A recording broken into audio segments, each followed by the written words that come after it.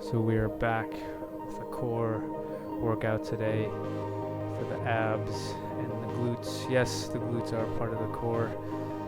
Don't be fooled. But the first exercise, we have 2 stools here. You're going to stabilize with those 2 stools and do what I call stool knee-ups. This one's primarily for the low abs. You'll keep both elbows locked.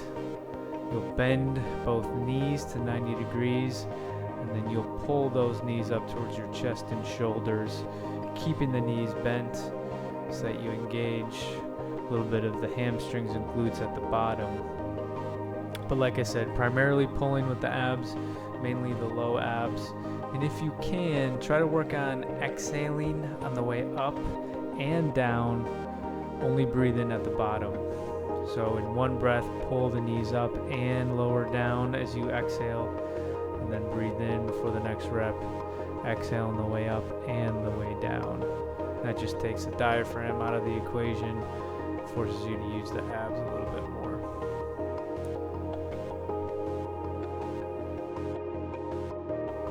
So from here, we're going to move into the next one. This one's for the glutes.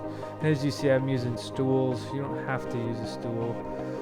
If you do, you're going to want to pad it up with a blanket like I'm doing right now.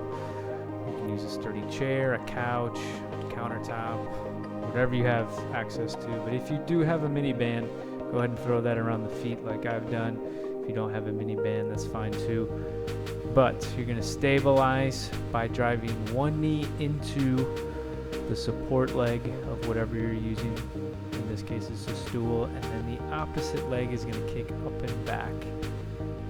So what you have is a firing of the glute and opposite hip flexor, which is the same pattern they fire in when you're sprinting. So think of it as a little bit of a sprinting exercise for the glute and hip flexor. This one I just call reverse hyper sprinter, like a reverse hyper combined with this sprinting action.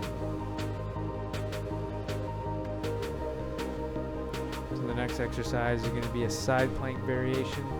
You're going to grab a band with the top arm. I just have mine attached to the couch, which is out of frame, and then you're going to stabilize with the top leg.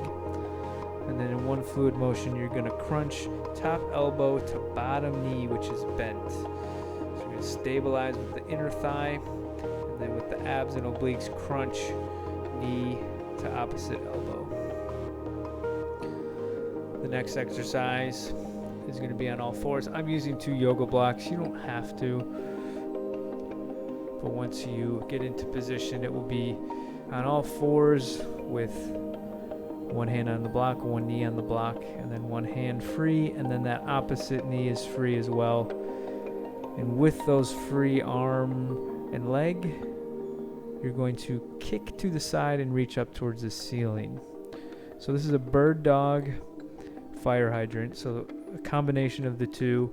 And in a normal bird dog, you're extending the arm and opposite leg, again, that running and sprinting pattern, without compromising the integrity of the low back.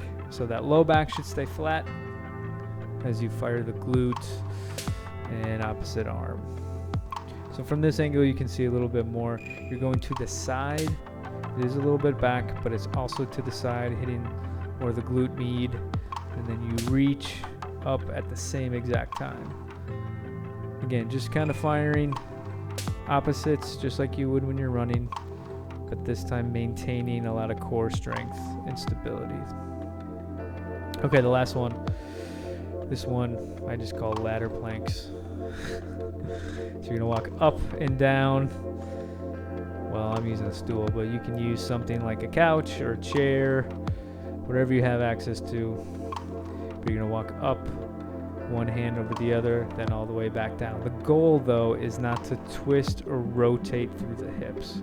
So you're stabilizing with the legs and the abs so that the back stays flat, the legs stay straight, and just the arms move, and really nothing else. All right, that's all I got. Enjoy for 3 more rounds, and you're done.